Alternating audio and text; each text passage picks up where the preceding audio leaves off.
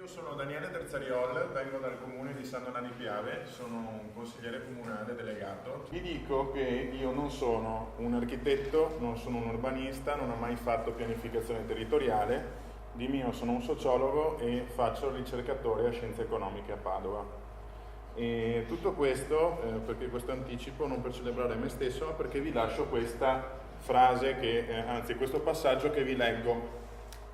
Data l'interrelazione tra gli spazi urbani e il comportamento umano, coloro che progettano edifici, quartieri, spazi pubblici e città hanno bisogno del contributo di diverse discipline che permettono di comprendere i processi, il simbolismo e i comportamenti delle persone. Non basta la ricerca della bellezza nel progetto, perché ha ancora più valore servire un altro tipo di bellezza, la qualità della vita delle persone, la loro armonia con l'ambiente, l'incontro e l'aiuto reciproco. Anche per questo, tanto importante che dal punto di vista degli abitanti del luogo contribuisca sempre all'analisi della pianificazione urbanistica. Questa frase non l'ha detta il mio sindaco, io sono un ateo convinto e questa frase l'ha scritta nell'enciclica Papa Francesco, che al momento è uno dei migliori innovatori per quel che riguarda questo settore, a parte alcuni comuni. E ci stiamo provando anche noi. San Donà è una città di 45.000 abitanti, nono centro del Veneto, è una città molto moderna, è stata completamente rasa al suolo durante la seconda guerra mondiale, perché ovviamente è a ridosso del Piave, per cui immaginate che cosa può essere successo tra i due fronti nemici, e c'era rimasta in piedi la chiesa e una parte del comune. Quindi non è un centro che ha una grande attrazione e una vocazione turistica per i suoi elementi storici, ma è un centro, posso dirlo senza paura, spesso senza un'identità propria, che vive all'ombra di altri centri molto più interessanti. Venezia, 30 km, oppure che non è capace di attrarre flussi turistici da 15 km di distanza, Jesolo, Cavallino, e neppure dal più grande centro commerciale d'Italia del nord, che è a 90 di Piave, a 5 km, e che è capace di attrarre, mi pare, 2 milioni di presenze all'anno. Quasi 3, mi dicono la regia, allora la nostra capacità è ancora inferiore, molto bene. Quello che abbiamo cercato di fare in questi 4 anni e mezzo, molto molto difficili, è stato cercare di pensare a una nuova politica urbana, una politica che fosse contraria a quella scelta dell'amministrazione precedente, non perché di un partito politico opposto al nostro, ma perché le contingenze attuali richiedono un cambio di mentalità e di vision da parte delle amministrazioni. I nostri problemi con i quali abbiamo avuto a che fare soprattutto era un bilancio ridotto all'osso da 2 grandissime opere infrastrutturali, 13 milioni di euro per un teatro su 37 milioni di bilancio, 4,5 per una piazza, per cui i primi anni per noi sono stati molto difficili, non abbiamo potuto ultimare neanche una rotonda, tanto per dirne una. In più, io spero di non essere troppo noioso, perché comunque vi porto il punto di vista di un'amministrazione comunale, perché ogni tanto sarò un po' tecnico. Devo anche dirvi che nel frattempo i bilanci dei comuni in questi anni sono cambiati.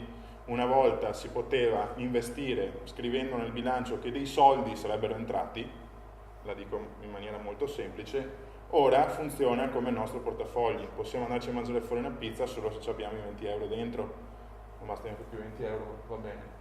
E quindi con un bilancio molto ridotto all'osso abbiamo fatto il possibile, ma soprattutto ci siamo detti dobbiamo cambiare le cose qui a San Donà, perché si è sempre promossa una grande pianificazione di sviluppo della città verso l'esterno, mentre non si è mai scelto di riqualificare l'esistente.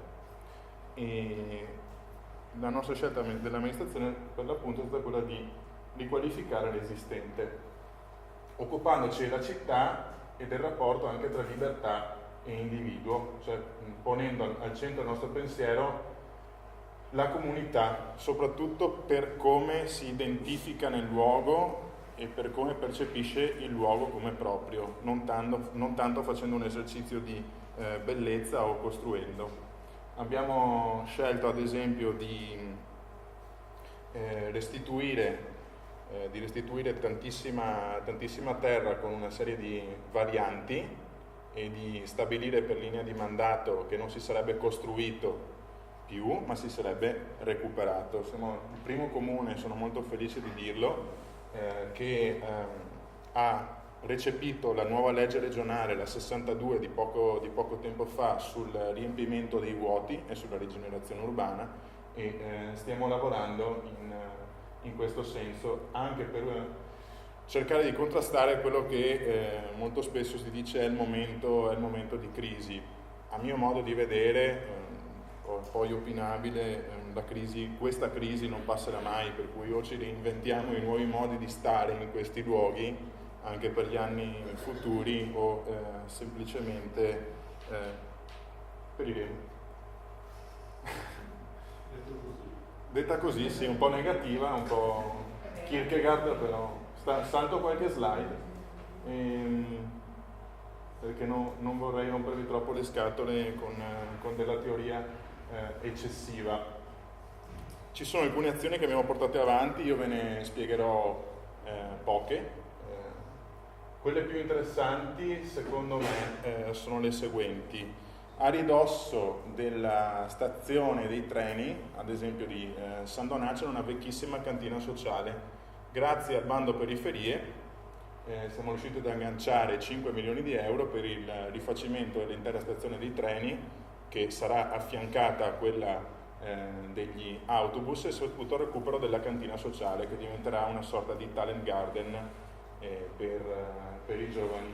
Io invece adesso soprattutto mi soffermerò sulla partecipazione, perché poi l'intervento che mi seguirà del comune di Bologna, vado a memoria, dico giusto, è proprio sulla partecipazione civica.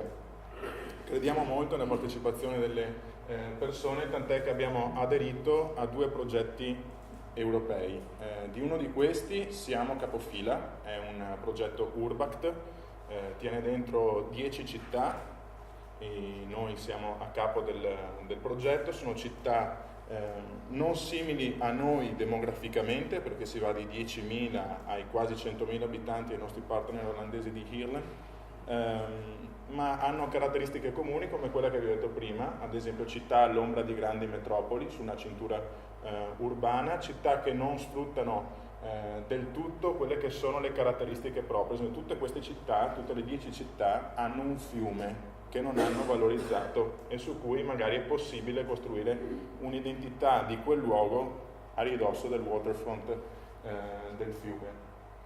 Che cosa prevede questo progetto Urbact? Questo progetto Urbact si chiama City Center Doctor, è per la riqualificazione e la rigenerazione urbana, ma io l'ho chiamato anche per la rigenerazione umana, perché oltre a prevedere, va bene, le solite visite per cui io vado all'estero, spiego quanto bravi siamo a fare le cose, il progetto Urbact ci richiede di creare, anzi ci ha chiesto di creare, l'abbiamo creato come tutti gli altri 9 partner del progetto, un gruppo locale, si chiama Urban Local Group, ULG è il suo acronimo, e questo gruppo locale formato da cittadini, gruppo aperto per cui ci si può entrare ed uscire quando si vuole, ovviamente una continuità di presenza è un minimo richiesta perché altrimenti le azioni non possono essere portate avanti.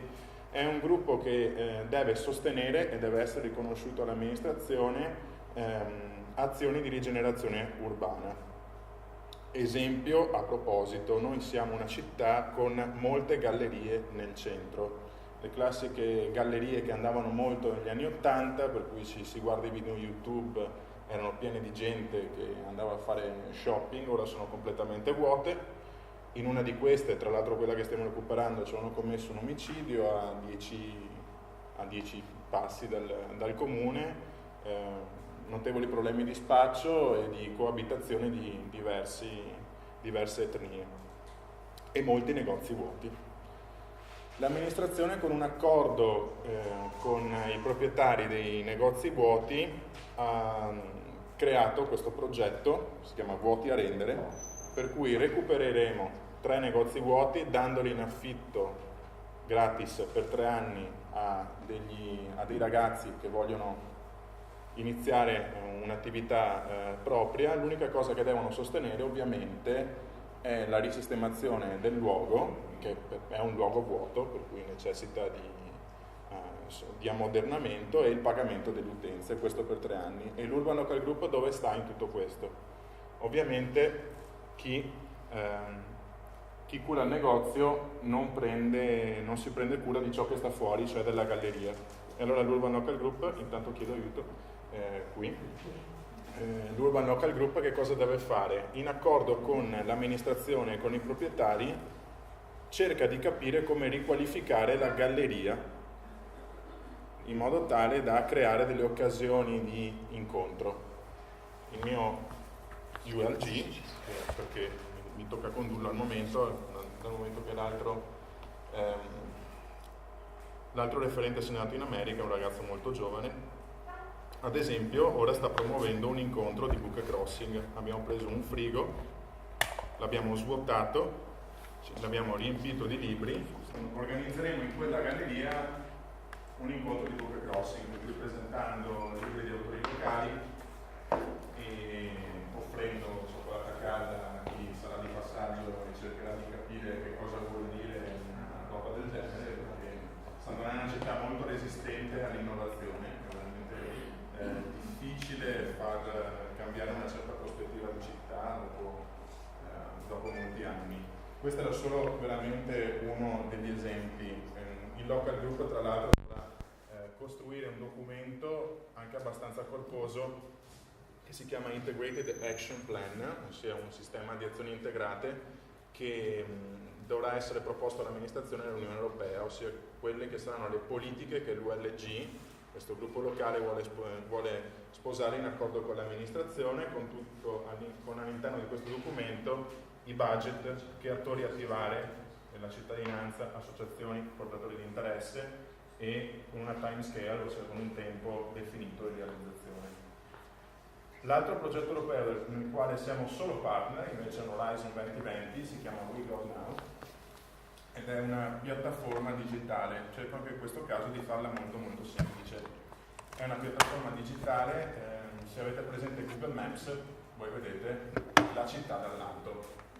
Questa piattaforma invece è sempre georeferenziata, ma ha un livello di dettaglio molto più ampio sugli edifici e su tutti gli spazi. A che cosa serve? È sviluppato in alcune sezioni. Tra l'altro i nostri partner sono, oltre a San Donà di Piave, che è il comune, Cavia, sono Torino e Londra, perché queste due città adotteranno la medesima piattaforma che stiamo sviluppando con 10 società informatiche sparse in giro per l'Europa, dalla Grecia fino alla Svezia. Questa piattaforma, vi dicevo, è divisa in alcune sezioni, si parte sempre dalla mappa georeferenziata, le possibilità sono 3. Bilancio partecipato e scelta di progetti da parte della cittadinanza. Il sistema di voto non è ad esclusione sì, no, non mi piace, passa, non passa. È molto più complicato, ma mi metto a spiegarvelo perché è veramente difficile, perderei il tempo e mi farei addormentare più di quanto forse sto già riuscendo ora. L'altra sezione prevede che soggetti di diverso tipo si mettano in connessione tra loro saltando l'amministrazione. Perché? Non perché noi ci vogliamo sgravare un peso, ma perché molto spesso l'amministrazione e la burocrazia che incarna sono un appesantimento veramente gravoso per diversi soggetti. E siccome noi ce ne rendiamo conto, stiamo cercando di capire come cambiare questo meccanismo. Faccio anche in questo caso un esempio molto molto banale. Una realtà come quella di Lega Ambiente oggi è alla ricerca di uno spazio per poter fare questo incontro di amnesie urbane, ma semplicemente non lo trova. E magari non c'ha nemmeno tutte queste economie per potersi prendere la sala del comune a 500 euro con il custode che la apre. E allora può segnalare all'interno di questa piattaforma che è alla ricerca di uno spazio. E altri soggetti di associazioni che magari hanno già una sede stabile possono mettersi in contatto con la realtà di Lega Ambiente e dare a disposizione il proprio spazio. È possibile ad esempio all'interno della piattaforma anche organizzare la classica partita di calcetto di quartiere, come tramite un sistema di privacy che nemmeno in questo caso mi metto a spiegare, segnalare quali sono delle condizioni di fragilità da parte di alcune persone, per cui con delle richieste di presa in carico specifiche che arrivano direttamente agli uffici preposti. Questo è stato anche reso possibile grazie alla ricostruzione un po' di quelle che sono le linee delle politiche di welfare del comune. Abbiamo adottato quello che abbiamo chiamato piano delle opportunità sociali, sviluppato insieme all'Università degli Studi di Padova e Scienze Politiche, perché il welfare non può essere più per i comuni il ricevere le persone che chiedono aiuto, dargli dei soldi, non seguirle nel processo e ritrovarsi nel mese successivo che quei soldi sono stati erosi per qualcosa che non era di pagare semplicemente una bolletta o un affitto, per cui un piano di opportunità sociali che costruisce un welfare chiamato generativo, ossia un welfare che segue le persone con un progetto specifico persona per persona.